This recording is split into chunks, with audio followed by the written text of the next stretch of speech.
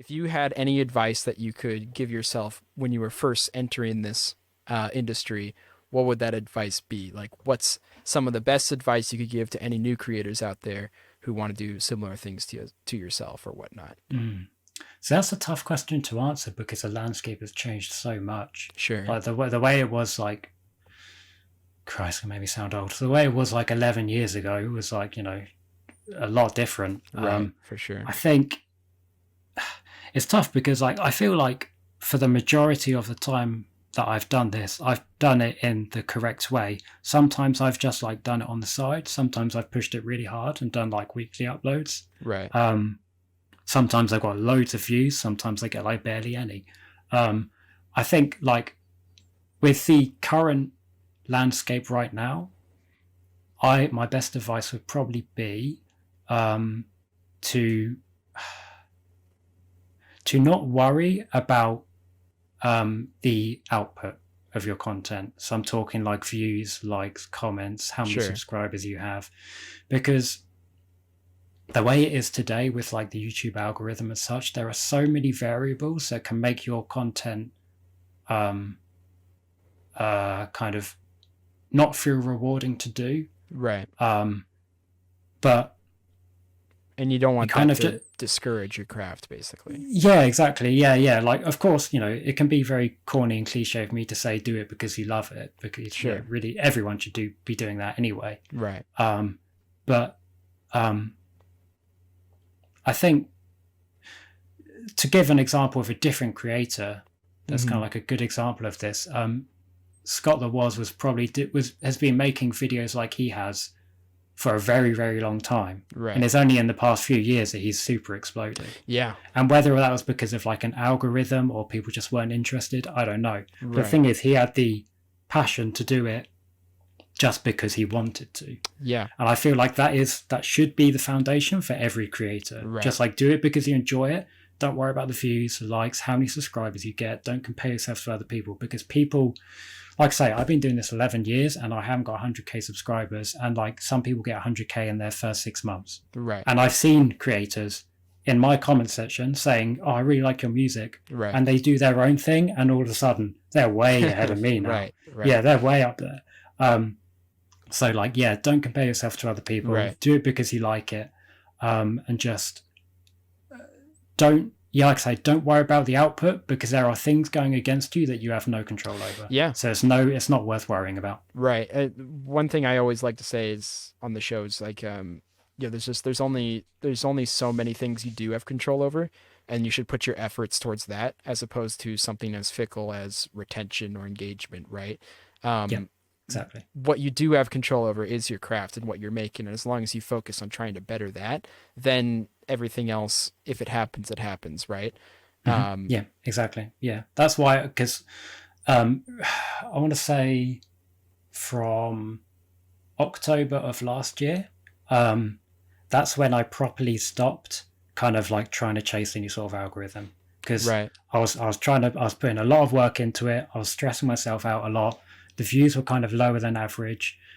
And I was like, you know what, I'm kind of done with this. And what I do now is I just simply make the work as good as I can. Doesn't matter how long it takes. I don't have to stick to any sort of schedule. I'm just going to do it. And do you think that's helped with avoiding like creative burnout and keeping you more just fresh and fluid with your creations? Yeah, definitely. Because I can also look back at kind of the work I've done over the past, let's say from late December onwards, and look back and say, I'm still very happy with this. Right. It's like I didn't rush anything. I didn't kind of try and push anything too far. I did it for as long as it would take. And now I can look back and be like, this is really, really good. Right. And that kind of motivates you forward to keep going. Right. Like even before we started this, I just said today, I've been really, really productive. And those days are coming more often than not. Like I'm not having to have like any like super breaks or anything. Right. Just because I'm, people work in different ways. I don't give myself like a kind of like a solid, okay, I'm going to do this much today. Sure. But I like to give myself kind of like a loose, like I'm going to try and do this much today. If I can get it done, I'm going to see how I feel at that point. If I want to do more, I will. If I don't, then I won't. Right. And like that's the thing. It's probably going to be different for people who actually do it as a job. Sure. So like I can't really comment on that. Yeah. But if you're just looking from a purely creative perspective, Right. I would say, at least in this day and age, it might be good for you to experiment with Sure. pushing yourself and kind of like sticking to a schedule and like Yeah. working with the algorithm. But because if you never know, you never try. Like if you never try, you never know, right? Right. That's kind of what I did. Well, and but I think if you were to take this advice wrongly, you might think that you have to entirely stick to your original like creative vision and integrity or whatnot.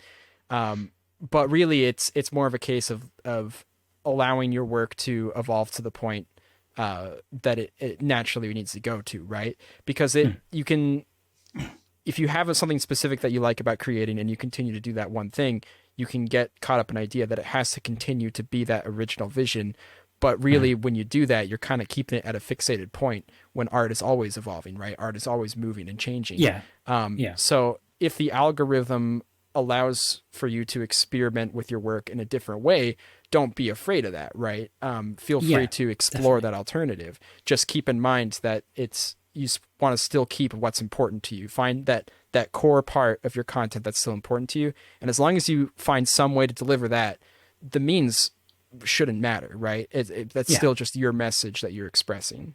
Yeah. I would say, like, so like we said earlier, I wouldn't say, try not to get demotivated with kind of like views and likes and whatever, but you can still use it as a way to kind of like self-criticize your own work. Sure. And, so I might look at The Secret of the Frost remix I uploaded. It got less than average views. So I have to say, okay, so can I come up with reasons for why that was? Right. I thought the music was fine. I thought the graphics were fine. I had upload problems. Maybe the song isn't as popular as the main theme. Right. So like these are all things that I can think of going forward and like improve as a creator going forward. Right. So I would say like use things like views, retention, likes, this and that, to self-analyze your own work. But when it gets to the point of demotivating you is when like is the point where you should kind of like let go a little bit. Definitely. Yeah. Because you always want to carry on improving at your craft, but you can't let those statistics demotivate you when you have no control over them. For sure. Yeah, it's that's ultimately the thing, is that you can only control so much, and you cannot get worried about the things that you can't control. And that's ultimately because there's you can be worried about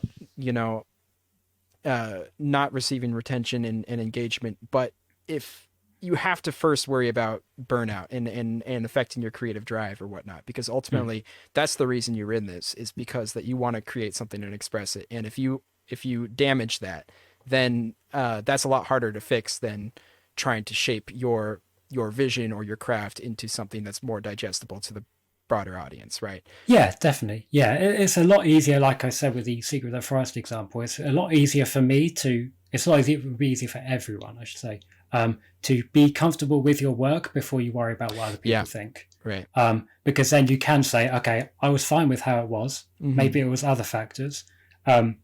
If you can, because there will be a steady kind of line of progress where you will look back and say, okay, maybe that wasn't as good. Maybe that wasn't as good.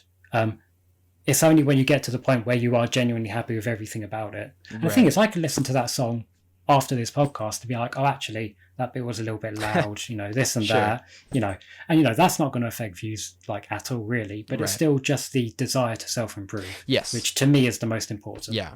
And it shouldn't be taken as a way to tear yourself down either. You don't want to tear down your own work, but just seeing it as areas that you can improve on, right? Definitely, yeah. So don't let it have the opposite effect where it bogs you down to where you don't want to create, because I've seen that happen to people too. But yeah, all good advice across the board, I would say. Hey there. You just watched a clip from my creative podcast. If you'd like to check out the full episode as well as other episodes as soon as they come out, you can support me over on Patreon for the $3 tier, or you can just subscribe here and wait for clips and podcast episodes to come out eventually.